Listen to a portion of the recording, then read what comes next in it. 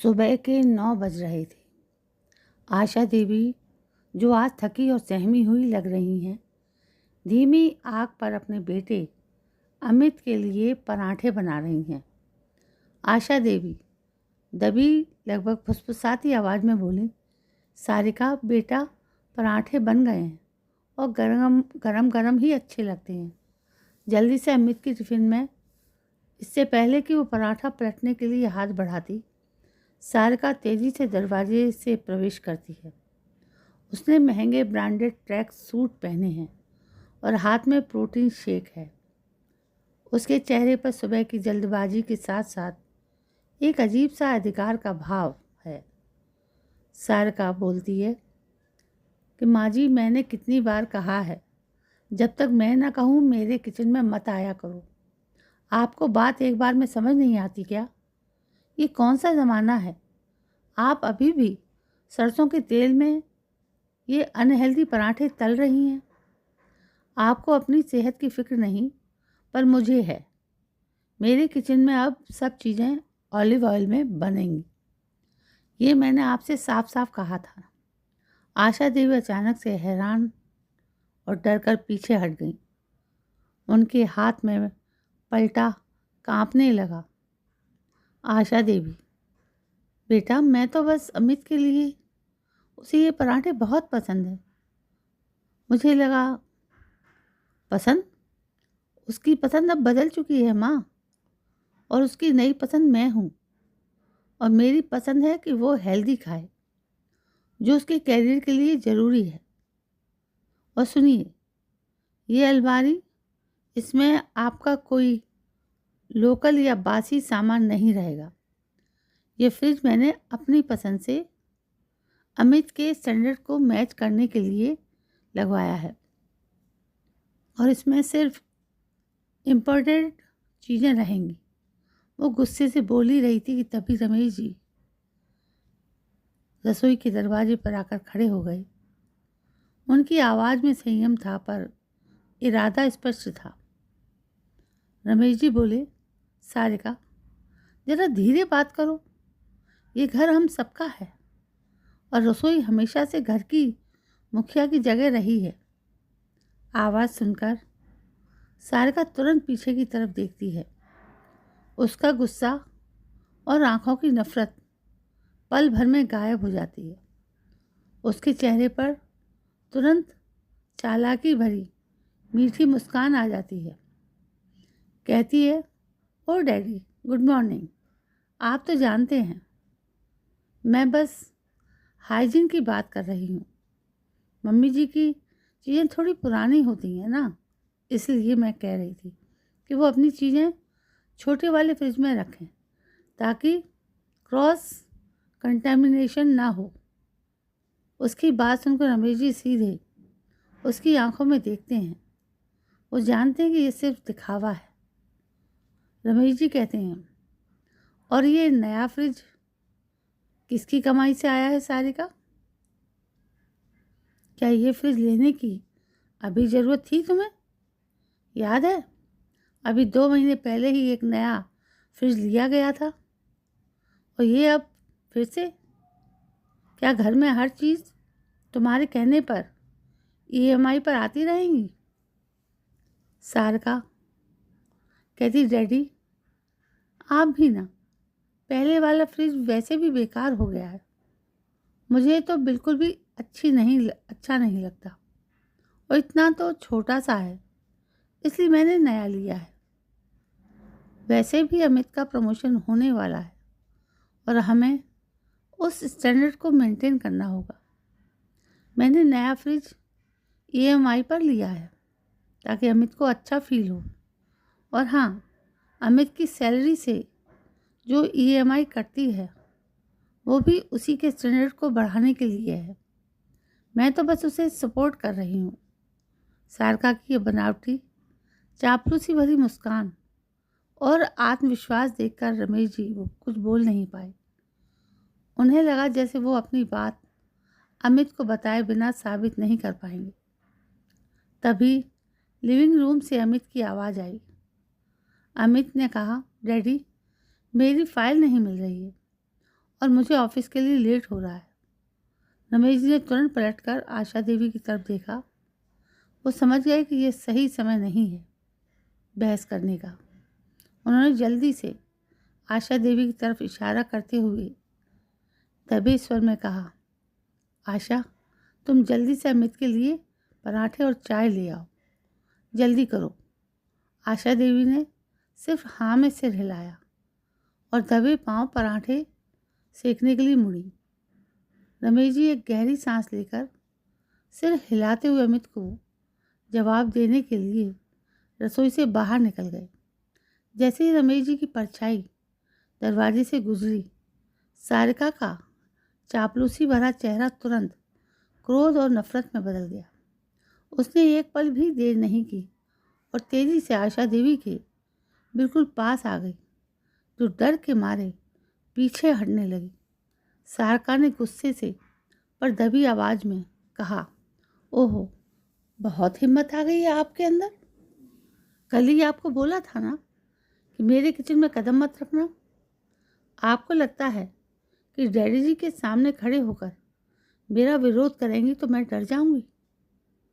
आशा देवी का हाथ जलते हुए तवे के पास पहुंच गया था, लेकिन वो दर्द महसूस नहीं कर पाई। उनके चेहरे पर डर और अपमान साफ झलक रहा था। सारिका ने उनकी तरफ झुकते हुए उन्हें नीचा दिखाते हुए कहा, आज तो ये सो कॉल्ड पराठे बना लिए हैं आपने, लेकिन आज के बाद अगर ये पराठे फिर से बने तो मुझसे बुरा कोई नहीं होगा। बढ़िया ही, अमित को पराठे बहुत पसंद है। आपको लगता है कि अमित को आपकी दाल रोटी पसंद है? वो मेरे पैसों से खरीदे हुए इम्पोर्टेंट नाश्ते का इंतज़ार कर रहा है। ये आपका ज़माना गया माँ जी, आप यहाँ बस एक काम वाली हैं, मालकिन नहीं। सारिका के शब्दों ने आशा देवी के सीने में तीर की तरह चुभन पैदा की। उनकी आंखों से आंसू भर आए। आशा देवी ने रुंधे हुए गले से दुख और निराशा में कहा, सारिका, मैंने तुम्हें अपनी बेटी समझा था। मैंने कभी नहीं सोचा था कि तुम इस तरीके की निकलोगी। तुम इतनी लालची और पत्थर दिल कैसे हो सकती हो? ये सुनकर सारिका जोर से ठंडी निर्मम हंसी हंसने लगी। सारिका ने हंसते हुए कहा, पत्थर दिल? मैं तो मुनाफे के लिए आई हूँ माँ जी, प्यार और बेटी बनने के लिए नहीं। आप और डैडी जी मेरे लिए सिर्फ एक पुराना एटीएम कार्ड है जिससे मैं अमित को कंट्रोल करती हूँ, और आप तो बस एक बोझ। वो कुछ जहरीले शब्द बोलने ही वाली थी कि तभी लिविंग रूम से अमित ने फिर से आवाज़ लगाई, सारिका, मेरी ग्रीन टी कहाँ है?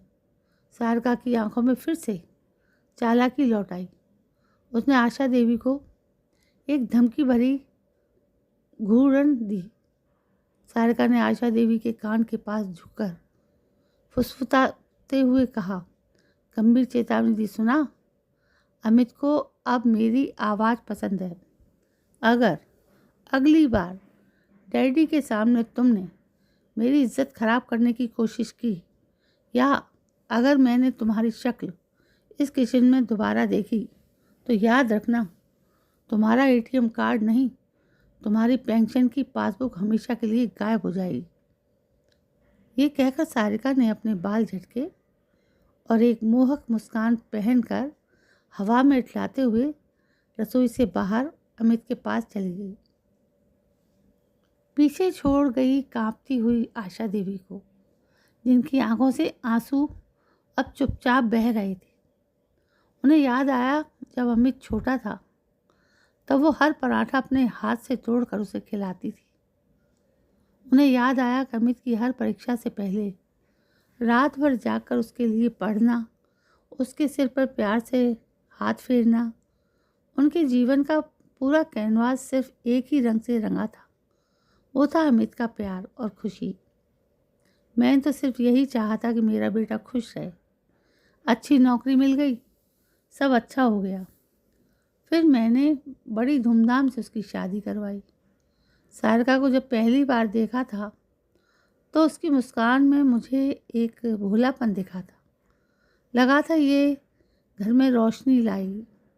आशा देवी ने अपनी पुरानी साड़ी के पल्लू को कसकर पकड़ लिया। उनकी आंखें उस दिन की तरफ मुड़ गईं जब सारिका पहली बार इस घर में आई थी। अरे ये सब तो मेरा ही है ना, बहू का पहला जुमला जो उन्होंने धीरे से लेकिन अधिकार से घर की सबसे महंगी पेंटिंग को देखते हुए कहा था। उस वक्त आशा देवी ने सोचा था बच्ची है, शायद मजाक कर रही है, लेकिन मजाक नहीं था। पहले उसने कहा, माँ जी ये आपके पुराने ज़माने के गहने अच्छे नहीं लगते, और अमित को बहका कर उनके सारे सोने के कंगन बेच दिए और एक डिज़ाइनर सेट खरीद लिया। फिर धीरे धीरे उसने अमित को समझाना शुरू किया कि माता पिता का पुराना रहन सहन उसके कैरियर की ग्रोथ के लिए सही नहीं है, और अमित को ये बात सही लगने लगी। वो हमेशा रमेश जी की पेंशन और बचत का हिसाब रखती। जब रमेश जी को कोई छोटी मोटी चीज़ खरीदते तो वो मासूम सा चेहरा बनाकर पूछती, डैडी इतने पैसे क्यों खर्च किए? ये पैसा तो हमारे फ्यूचर के लिए है ना। और अगर आशा देवी ने कभी विरोध किया, गुस्से से नहीं बस थोड़ा टोकने की कोशिश की, तो सारिका का असली चेहरा सामने आ जाता। आप हमें अलग करना चाहती हैं, आपको तो सिर्फ ड्रामा करना आता है, आपके पुराने ख्यालात हैं, इसलिए अमित को आगे नहीं बढ़ने दे रहे। आशा देवी ने कभी नहीं सोचा था कि प्यार से पाला गया उनका बेटा एक लालची बहू के इमोशनल मैनिपुलेशन का शिकार बन जाएगा। आज ये मुझे कामवाली बोलकर गई है। आशा देवी की आंखें फिर से भर आईं। रमेश जी सब समझते हैं, उन्हें पता है कि सारिका का पैर इस घर में तब से है जब से उसने हमारी संपत्ति को मुनाफे की चीज़ समझा है। पर मेरा बेटा, मेरा अमित, उसे क्यों नहीं दिखता? क्या एक माँ का प्यार एक बहू की चालाकी के सामने इतना कमज़ोर पड़ जाता है? वो पराठे का बचा हुआ आटा समेटने लगी। उनका मन पूरी तरह टूट चुका था। वही सारिका अपनी महंगी छोटी कार से अमित को उसके ऑफिस ड्रॉप करने आई थी। दोनों कार से उतरते हैं सारिका ने तुरंत अपना आकर्षण और चिंतित चेहरा बना लिया है। अमित ने अपनी ब्रीफकेस उठाते हुए जल्दी से कहा, ओके बेबी बाय, आज मीटिंग है तो थोड़ा लेट हो सकता है। सारिका ने तुरंत अमित का हाथ पकड़ लिया। उसने बहुत ही कोमल, लगभग रोने जैसी आवाज़ में कहा, अमित रुको, मुझे तुमसे बहुत ज़रूरी बात करनी है। अमित थोड़ा हैरान हुआ। उसने सारिका की तरफ देखा जिसने आंखों में हल्के आंसू भर लिए थे। अमित ने परेशान होकर पूछा, क्या हुआ रूबी, तुम ठीक हो? सुबह माँ ने फिर कुछ कहा क्या? सारिका ने अमित का हाथ कस कर पकड़ा और अत्यधिक भावनात्मक ड्रामा शुरू कर दिया। सारिका ने धीमी आवाज़ में गहरी सांस लेकर कहा, नहीं, माँ ने कुछ नहीं कहा, पर मुझे ना कल रात बिल्कुल नींद नहीं आई। मैं बस यही सोच रही थी कि हम दोनों कब तक खुद को इतना बोझिल रखेंगे। तुम दिन रात ऑफिस में मेहनत करते हो, तुम्हारा प्रमोशन होने वाला है, और घर का हर छोटा बड़ा हिसाब अभी भी माँ जी और डैडी जी के हाथ में रहता है। अमित ने धीरे से कहा, तो इसमें क्या क्या दिक्कत है? वो घर के मुखिया हैं। सारिका ने तुरंत बात काट दी। उसने मासूमियत दिखाते हुए अमित के गालों पर हाथ रखा। सारिका ने आंखों में आंखें देखते हुए कहा, डियर, दिक्कत यह है कि वो पुराने ज़माने के लोग हैं। तुम सोचो, तुम्हारा कैरियर इतनी ऊंचाई पर जा रहा है और तुम्हें अपनी हर छोटी ज़रूरत के लिए अभी भी उनसे पूछना पड़ता है। ये हमारी इमेज के लिए अच्छा नहीं है। तुम अब घर के असली कमाने वाले हो। उसने अपनी आवाज़ को और मीठा करते हुए कहा, मैं बस ये चाहती हूँ अमित कि इस महीने से तुम्हारी सैलरी का चेक सीधे तुम्हारे पास आए। आज से तुम ही घर के सारे खर्चे संभालोगी, बैंक अकाउंट्स, इन्वेस्टमेंट्स, सब कुछ। अमित थोड़ा झिझका। उसने अपनी शर्ट का कॉलर ठीक करते हुए कहा, लेकिन इसकी क्या ज़रूरत है सारिका? मम्मी तो सब संभाल ही रही हैं ना, मैं भी संभाल नहीं पाऊँगा। तुम अभी क्यों परेशान हो रही हो? तुम अभी अपनी शॉपिंग और जिम एंजॉय करो। सारिका तुरंत थोड़ी सी रूठी हुई बन गई। उसने अमित से हाथ छुड़ा लिया और चेहरा दूसरी तरफ घुमा लिया।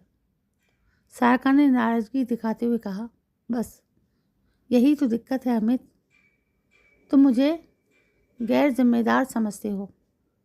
तुम्हें लगता है मैं सिर्फ शॉपिंग कर सकती हूँ।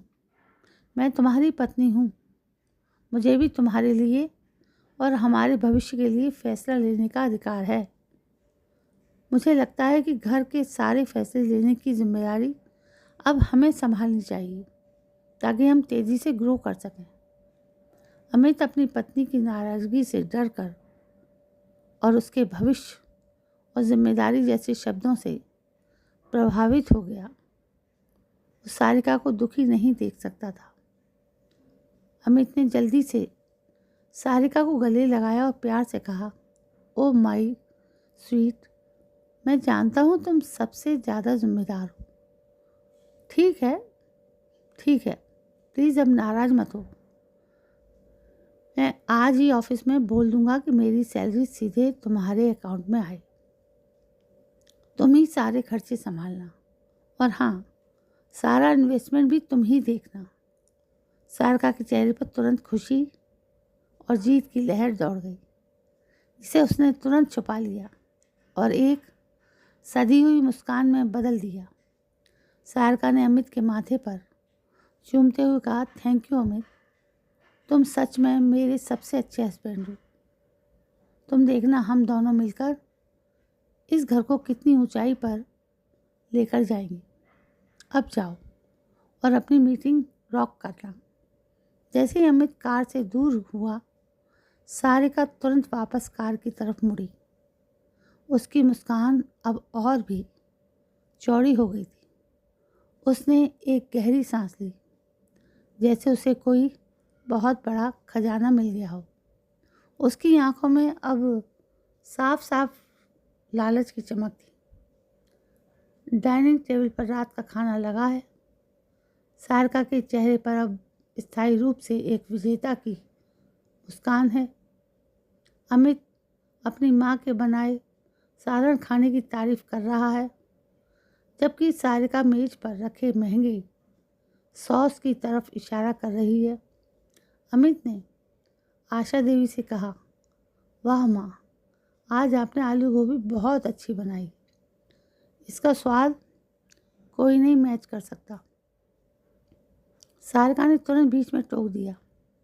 उसने ऊंचे स्वर में कहा, अमित, तुम ये लोकल खाना क्यों खा रहे हो? मैंने तुम्हारे लिए हाई प्रोटीन डाइट चार्ट बनाया है और सुनो, अब तुम्हारी सैलरी सीधे मेरे अकाउंट में आएगी जैसा मैंने कहा था।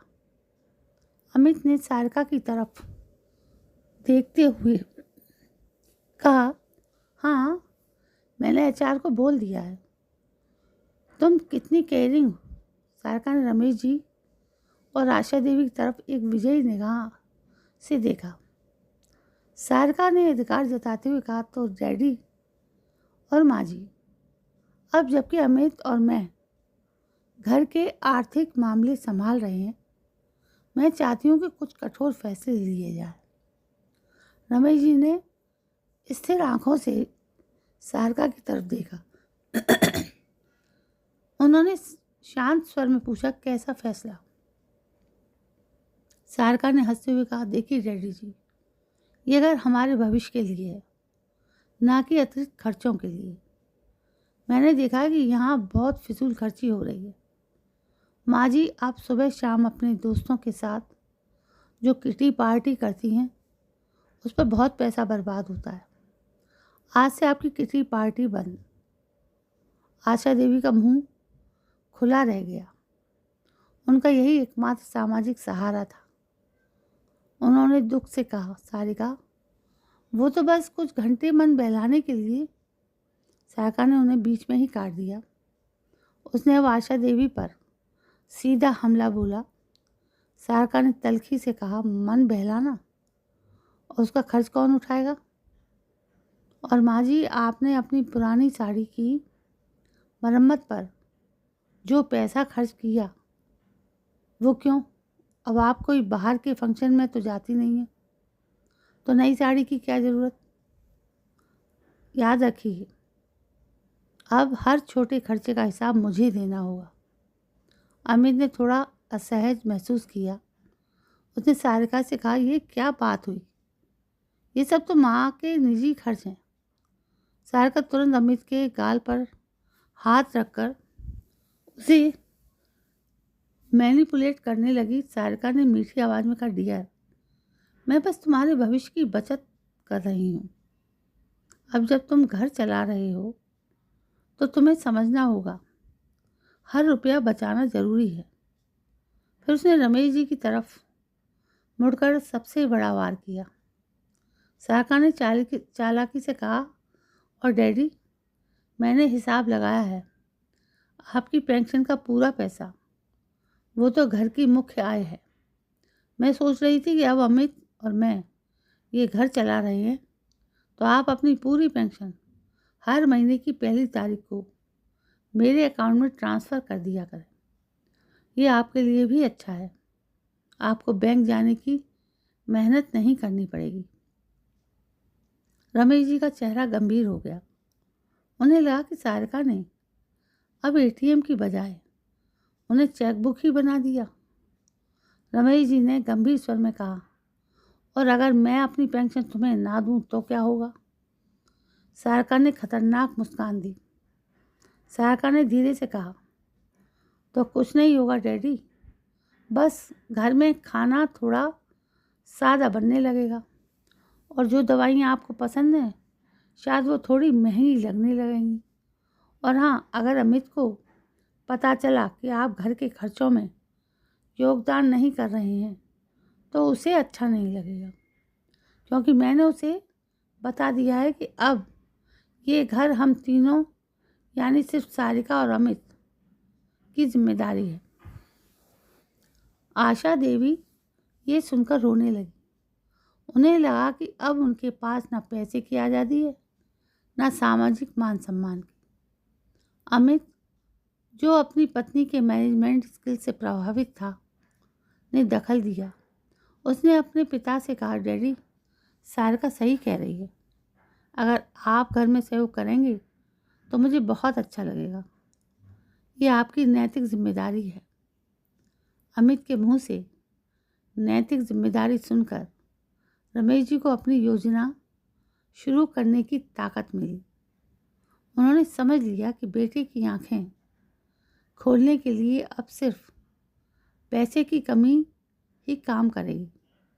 रमेश जी ने एक पल सारिका की लालची आंखों में देखा, फिर आशा देवी के आंसू देखे। उन्होंने धीरे से कहा, ठीक है सारिका, तुम्हारी मर्जी, अब तुम ही हिसाब संभालो, लेकिन याद रखना, पैसा कमाया जाता है, लूटा नहीं जाता। सारिका द्वारा आर्थिक नियंत्रण संभालने के बाद घर का माहौल पूरी तरह बदल गया।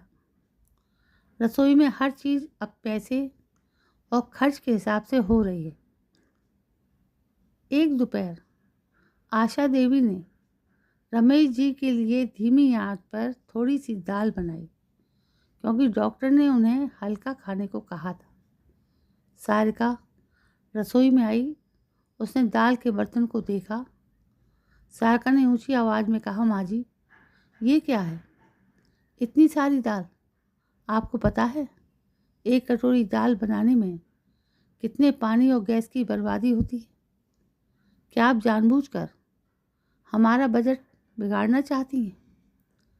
आशा देवी ने सहमते हुए कहा, बेटा, रमेश जी के लिए थोड़ी सी ही तो है।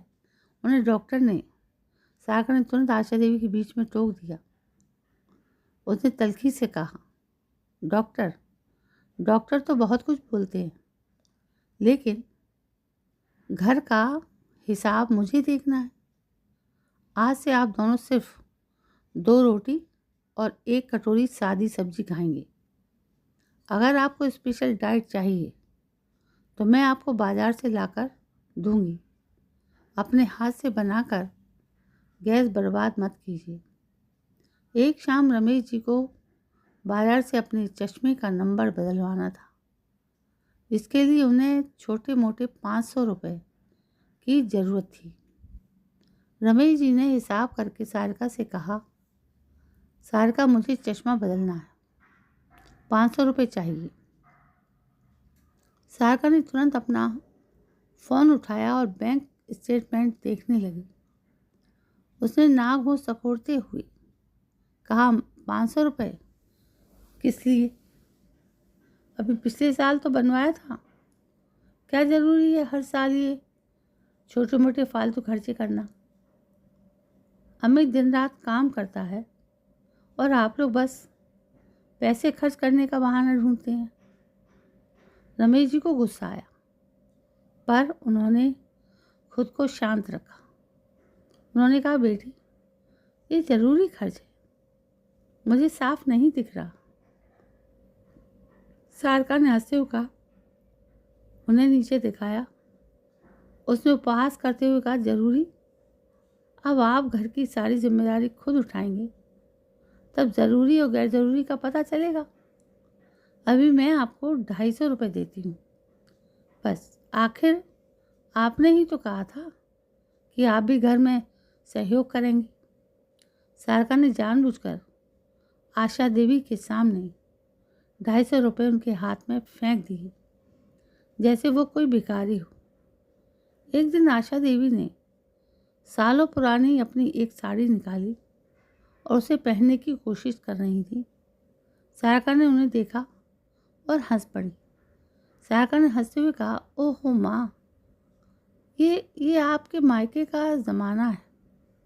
इतनी पुरानी साड़ी, इसमें तो पुरानेपन की बदबू आती है। आपको पता है ऐसे कपड़े देखकर घर की क्वालिटी पर क्या असर पड़ता है? ये सब यहाँ मत पहनिए। इससे अच्छा है आप दिन भर वही पुरानी 2 साड़ियाँ पहनिए जो मैंने आपको दी थी। नए कपड़ों पर कोई खर्च नहीं होगा और आपकी औकात भी बनी रहेगी। आशा देवी का दिल टूट गया। वो तुरंत साड़ी बदलकर अपनी पुरानी फीकी साड़ी पहनने चली गई।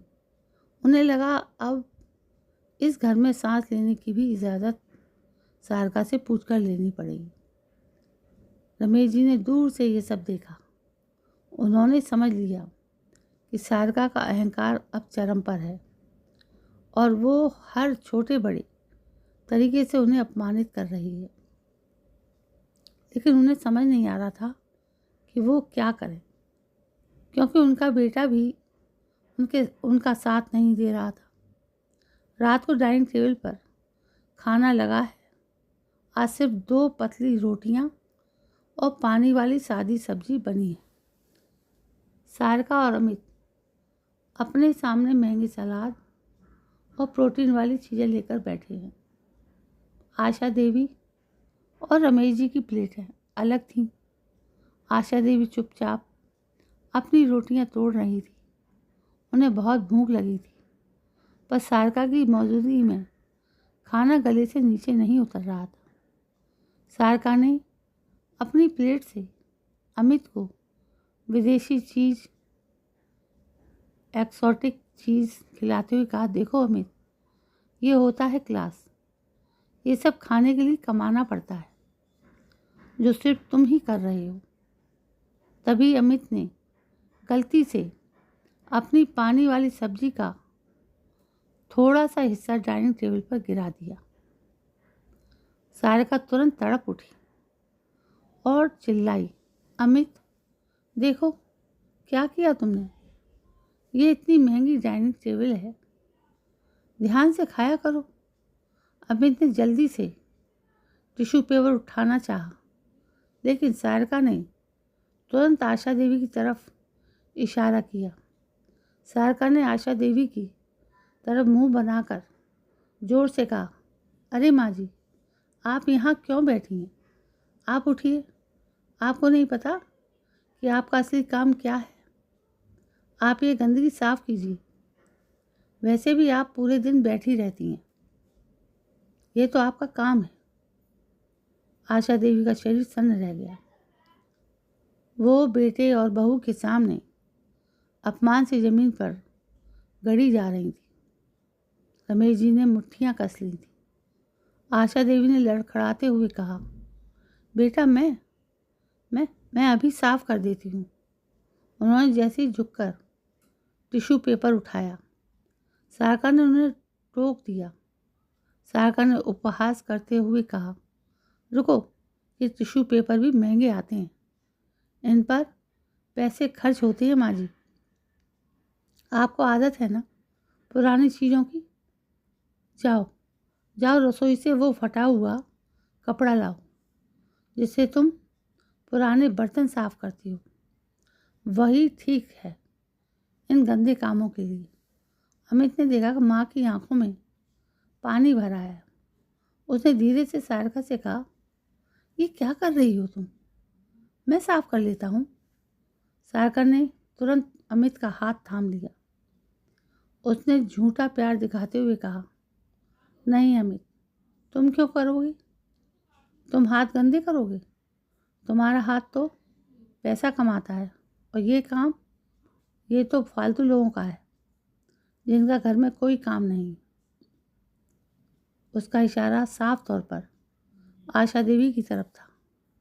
सारिका ने फिर आशा देवी की तरफ देखते हुए भिखारी की तरह नीचा दिखाते हुए कहा, जाओ जल्दी करो, और हाँ, अपनी प्लेट से वो आधी रोटी भी मुझे दो। इतनी रात को इतना खाना नहीं खाना चाहिए, वज़न बढ़ेगा, और अगर तुम्हारा वज़न बढ़ा तो मेरी रसोई में जगह कम हो जाएगी। आशा देवी का दिल ऐसा टूटा कि उन्हें लगा जैसे उनके सीने में अब जान नहीं बची है। बेटे के सामने बहू ने उन्हें एक बेकार, बोझ और भिखारी से ज़्यादा कुछ नहीं समझा था। उनका सम्मान, उनका त्याग सब मिट्टी हो गया था। वो अपनी आंखों से आंसू लिए बिना कुछ कहे धीमी गति से रसोई की तरफ मुड़ी। आशा देवी रसोई के कोने में जाकर उस टूटे हुए कपड़े को उठाने के लिए झुक गईं और फिर उसी कोने में घुटनों के बल बैठ गईं। उनका शरीर अब और दर्द सहने की हिम्मत नहीं जुटा पाया। वो अपने हाथ में उस गंदे कपड़े को पकड़कर ज़मीन पर एक टूटे हुए इंसान की तरह गिर गईं। डाइनिंग टेबल पर बैठे रमेश जी ने ये सब देखा। उन्होंने अपनी पत्नी के अपमान को देखा, बेटे की अनदेखी को देखा। रमेश जी की मुट्ठियाँ इतनी कस गईं कि उनके नाखूनों के निशान हथेली पर छप गए। उन्होंने मन ही मन कहा, बस अब नहीं, बहुत हो गया। मैंने अपने बेटे को इतना कमज़ोर बनाया कि वो अपनी पत्नी के पैरों की धूल बन गया। सारिका, तुमने मेरी पत्नी को एक भिखारी बना दिया। अब मैं तुम्हें दिखाऊंगा कि अब असली गरीबी आती है, तो तुम्हारा ये मुनाफे का महल कैसे ढहता है। वो अपनी जगह से खड़े हुए और अपने रूम में चले गए। 2 दिन तक सारिका ऐसे ही आशा जी और रमेश जी को परेशान करती रही। तीसरे दिन रात को सारिका और अमित सोफे पर बैठे हैं। सारिका अपने फ़ोन में किश्तों पर खरीदे गए सामान की लिस्ट चेक कर रही है। आशा देवी रसोई में देर रात तक बर्तन धो रही हैं, जैसा कि सारिका ने उन्हें निर्देश दिया था। रमेश जी अंदर आते हैं। उनके चेहरे पर कोई नाटक नहीं, बल्कि असली घबराहट और डर का भाव है। उनके हाथ में एक मोटी मेडिकल फाइल है। रमेश जी लड़खड़ाते हुए सोफे के पास पहुंचे। उन्होंने अपनी आवाज़ को बहुत कमज़ोर बनाते हुए कहा, अमित, सारिका, मुझे मुझे तुमसे बहुत ज़रूरी बात करनी है। उनकी हालत देखकर अमित और सारिका दोनों ने उनकी तरफ देखा। सारिका ने आंखें सिकोड़ ली। उन्हें लगा कि पिता फिर पैसों की मांग करने वाले हैं। अमित तुरंत उठकर पिता के पास गया। अमित ने चिंता से कहा, डैडी, क्या हुआ? आप इतने डरे हुए क्यों हैं? रमेश जी ने कांपते हाथों से वो मोटी फाइल अमित को थमा दी। उन्होंने डरी हुई आवाज़ में कहा, मैं आज सुबह डॉक्टर के पास गया था। मेरे पुराने दोस्त डॉक्टर सक्सेना ने मुझे कुछ टेस्ट कराने को कहा था। रमेश जी ने गहरी सांस ली, जैसे सच बोलने के लिए हिम्मत जुटा रहे हो। रमेश जी ने अगली कानाफूसी में कहा, डॉक्टर ने कहा कि मुझे एक दुर्लभ और तेज़ी से फैलने वाली खतरनाक बीमारी है। ये लाइलाज है। ये सुनते ही अमित के चेहरे का रंग उड़ गया। क्या? डैडी, आप क्या कह रहे हैं? सारिका ने तुरंत रमेश जी के हाथ से रिपोर्ट छीन ली। उसे लाइलाज या दुर्लभ बीमारी से कोई फर्क नहीं पड़ा। उसे सिर्फ पैसे से मतलब था। वो तेज़ी से रिपोर्ट के पन्ने पलटने लगी। उसकी नज़र सीधे लागत वाले सेक्शन पर गई। रमेश जी ने जानबूझकर ऐसा शब्द बोला था जो सीधे सारिका के लालच पर वार करे। रमेश जी ने उदास होकर कहा, डॉक्टर ने कहा है कि मेरी जान तो नहीं बचेगी, पर अगर मुझे कुछ और महीने शांति से जीना है तो मुझे एक खास थेरेपी शुरू करनी होगी।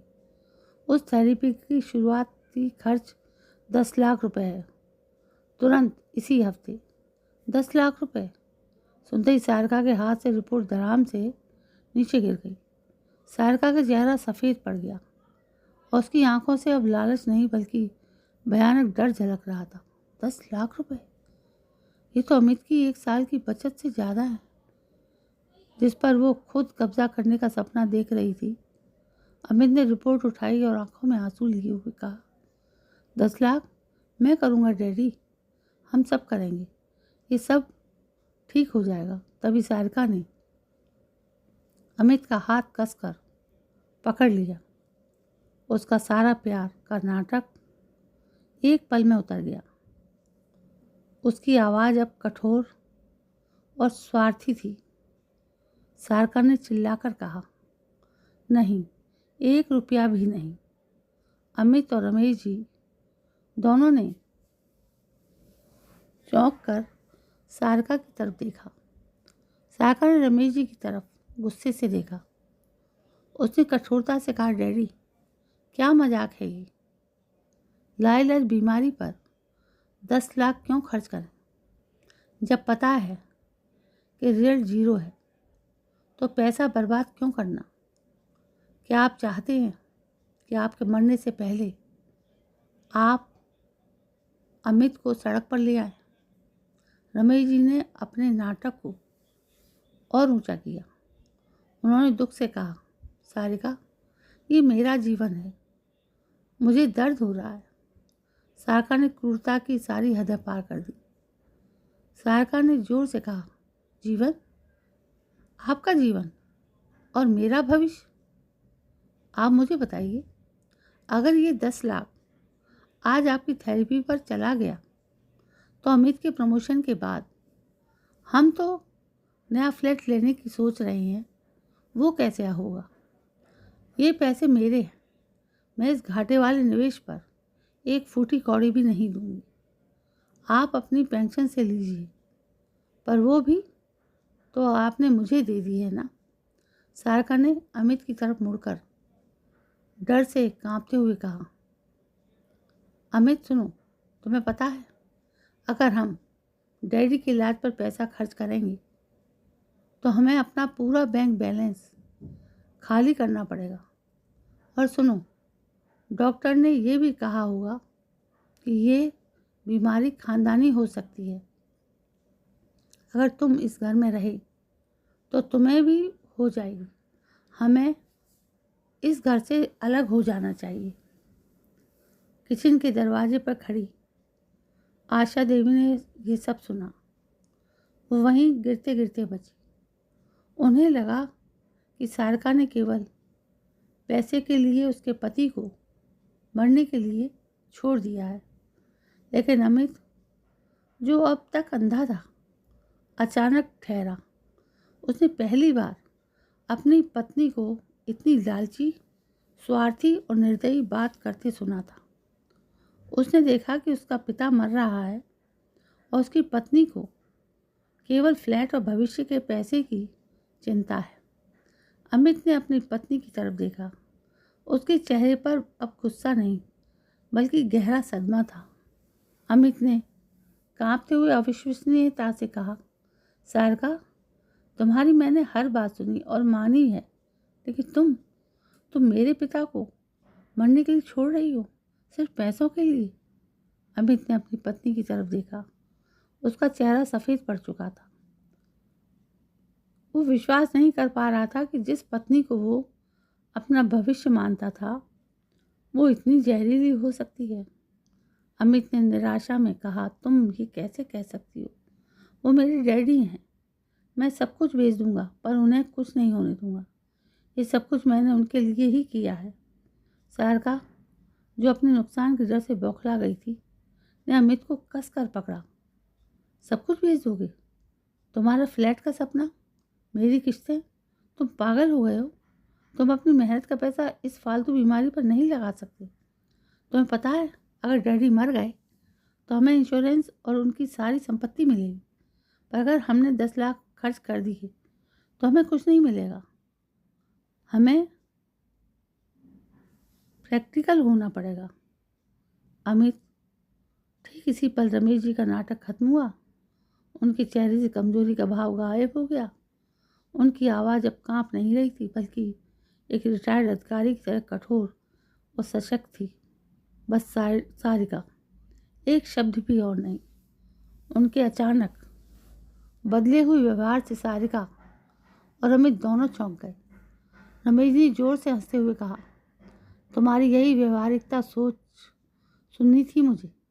तुम्हारी लालच, अमित के अंधविश्वास की हद देखनी थी। बधाई हो सारिका, तुमने मेरी परीक्षा पास कर ली है। तुमने साबित कर दिया है कि तुम इस घर की सबसे घटिया और लालची इंसान हो। सारिका भौचक्की रह गई। क्या? ये क्या बकवास है? रमेश जी ने मेज से रिपोर्ट उठाई, उसे अमित के सामने फाड़ दिया। रमेश जी ने दृढ़ता से घोषणा की, ना तो मुझे कोई दुर्लभ बीमारी है और ना ही मुझे 10 लाख रुपए चाहिए। ये सब एक झूठ था, एक नाटक था। तुम्हारी नफरत, तुम्हारा घमंड और तुम्हारी स्वार्थपरता को बाहर निकालने के लिए। अमित ने अपने पिता की तरफ देखा। उसकी आंखें खुली की खुली रह गई। रमेश जी ने सीधे सारिका की आंखों में देखते हुए उसकी आवाज़ में पूरी ताकत भरकर कहा, तुमने मेरी पत्नी को एक भिखारी बनाया, उसे गंदे कपड़े से मेज साफ करने को कहा, और आज तुमने अपने पति से उसके मरते हुए पिता को त्यागने को कहा। सारिका, तुम यहाँ मुनाफा कमाने आई थी ना? तो सुनो। रमेश जी ने अपनी अलमारी से एक लिफाफा निकाला, उसे ज़मीन पर फेंक दिया। रमेश जी ने कहा, तुम जिस संपत्ति, बैंक बैलेंस और पेंशन के लिए यहाँ आई हो, वो सब आज खत्म हो गया। मैंने पिछले हफ्ते ही सब कुछ बेच दिया और आशा ट्रस्ट को दान कर दिया। मेरे पास अब कुछ नहीं बचा। वो बस मेरी सरकारी पेंशन है, जो अब तुम्हारे पहुंच से बाहर है। ये रहा आशा देवी के नाम पर है और इसमें अब तुम्हारा कोई हिस्सा नहीं है, ना ही मेरे बेटे का है। सारिका का घमंड, उनका आत्मविश्वास और उनका लालच चकनाचूर हो गया और उसे लगा जैसे उसका सारा सपना एक पल में रेत हो गया। जिस मुनाफे के लिए उसने अपमान सहा था, वो मुनाफा भी अब अस्तित्व में नहीं था। सारिका ने चीख कर कहा, क्या आपने सब दान कर दिया? आप पागल हो गए हो? ये आप नहीं कर सकते। ये मेरा हिस्सा है, मेरा भविष्य है। अमित ने पहली बार अपनी पत्नी को इतनी बेबस और लालची हालत में देखा। उसे अपनी गलती का एहसास हुआ। डैडी, मुझे माफ़ कर दो। मैं अंधा हो गया था। मैंने माँ को रोते देखा। मैंने रूबी के हाथों से उन्हें अपमानित होते देखा, पर मैं डरता रहा। मैं माफ़ी के लायक नहीं हूँ। आशा देवी, जो अब तक रो रही थी, दौड़ कर आई और अमित को गले लगा लिया। रमेश जी ने अमित को उठाकर गले लगाया। फिर उन्होंने सारिका की तरफ देखा, जो अब हताश और गुस्से से कांप रही थी। रमेश जी ने कठोर स्वर में कहा, सारिका, तुम्हारी लालच ने तुम्हें बेनकाब कर दिया। अमित अब यहाँ नहीं रहेगा। तुम या तो अपनी ज़रूरी चीज़ें लेकर अभी यहाँ से जाओ, या फिर यहीं रहो, लेकिन एक किराएदार बनकर। अब इस घर के सारे नियम आशा देवी बनाएंगी। सारिका ने गुस्से से कहा। वो समझ गई थी कि अब यहाँ कोई मुनाफा नहीं है। उसने अपना फ़ोन बैग उठाया, गुस्से से बोली, मुझे तुम जैसे भिखारियों के साथ रहना ही नहीं है। और वो गुस्से से चली गई। वहीं से देखकर अभी रो पड़ा और एहसास हुआ कि उसने अपने माँ बाप को साथ कितना गलत किया, वो भी सिर्फ अपनी लालची पत्नी के कहने पर।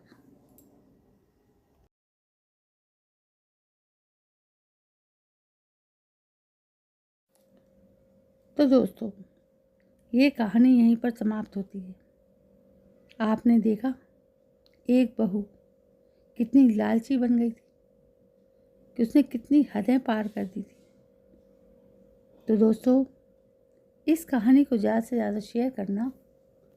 यदि आपको ऐसी कहानियाँ अच्छी लगती हैं तो प्लीज़ कमेंट करके ज़रूर बताना। कल मैं फिर आती हूँ नई कहानी को लेकर। तब तक के लिए जय हिंद, वंदे मातरम।